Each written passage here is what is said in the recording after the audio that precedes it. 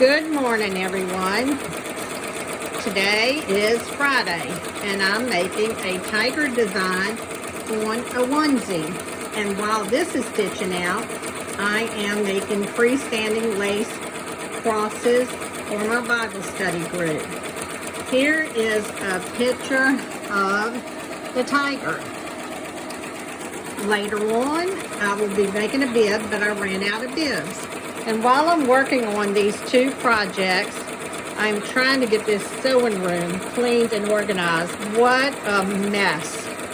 I tell you, when you have a 10 by 10 room and you have a 550-pound machine in one spot, and then a desk, well, it was a desk and I made it into a sewing desk for the other machine, and then a long cutting table, and then another desk with sergers and the Bernino on it, doesn't leave much room in here. And I've let it get to be a total mess. So today I plan on getting part of it organized and cleaned and getting all the dust bunnies, which there is quite a few dust bunnies. So I'll tell you a little bit about myself while this is stitching out. I live in the land of the tigers. I bet you can't guess which state. So that's why I'm going to make a tiger on a onesie and a bib. And also, I am quite up in age now, so that's why my motto is, if I can do it, so can you, because let's just say I hit another milestone last November.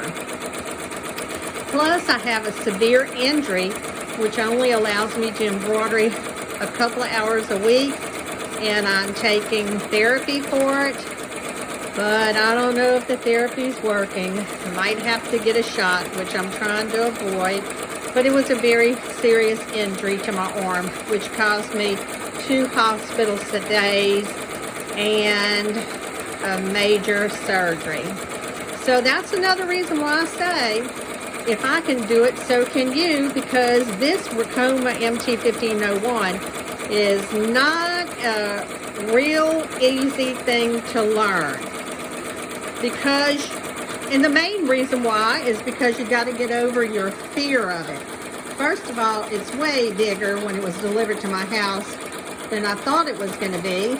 And the other reason is because it works a little differently.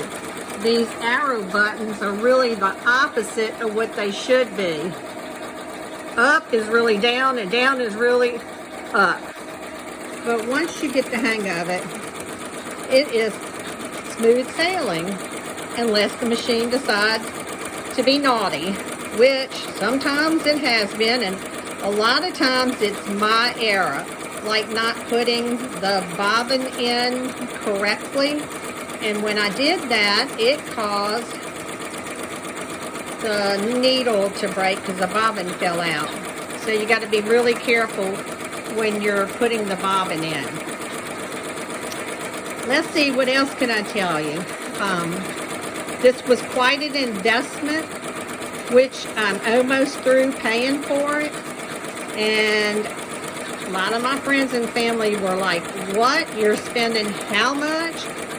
But at the time, I had very sufficient income to pay for it. And even though at times now, due to my injury and not working full time, I've made it a priority to pay for it. And it's almost paid for. I think I have 4 more months left on it. Then woohoo, it will be paid for.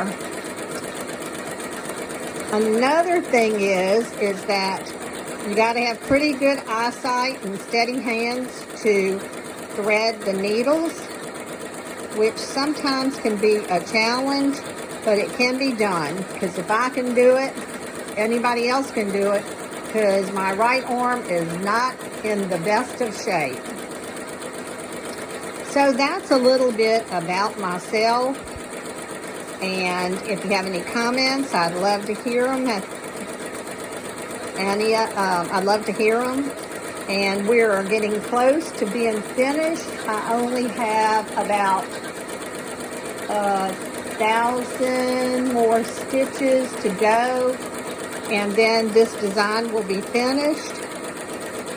I hope it gets a good reception from all my friends and family, and I know it's going to make a cute outfit for a little one. And I hope they enjoy wearing it, because the people around me are tiger crazy. That's all I can say. Tiger crazy. So we're getting closer towards the end. And let me see. What else can I tell you about it? So don't let space and don't let fear stop you from working this machine. Because if you just bite the bullet and get into it, you can. You also have to clean it and oil it quite frequently, which you use like sewing machine oil. And you also have to grease this bar right here with the white grease. But it's no big deal. It's not hard. And there's plenty of YouTube videos that you can look at that will teach you how to do all of this. And believe me, a lot of times I have to go and look at it. You put the computer in here and watch the YouTube video as I take care of my machine. Just so I make sure that I do it correctly, because it is a big investment. Today I also plan on making another onesie and bib that is more or less along the lines of 4th of July. Because this year is flying by, and before you know it, it will be the 4th of July. So I might as well start preparing for that. We are now down to the stitches of being 13,871, and this design has 14,185 stitches, so we're really close to being finished. And also another thing, when I set up this design the next time, I wrote myself a note on my printout sheet. This design starts over the center a little bit to the left. So next time I'm going to have to adjust it so it goes a little bit on to the right. So we're down to just making his eyeballs, I guess you would say. And then the design is finished. Isn't it going to be so cute? I love it. I might make one with a gold on it, because the colors are purple and gold. Oh, thank goodness. It is now finished. And like I say, if I can do it, so can you.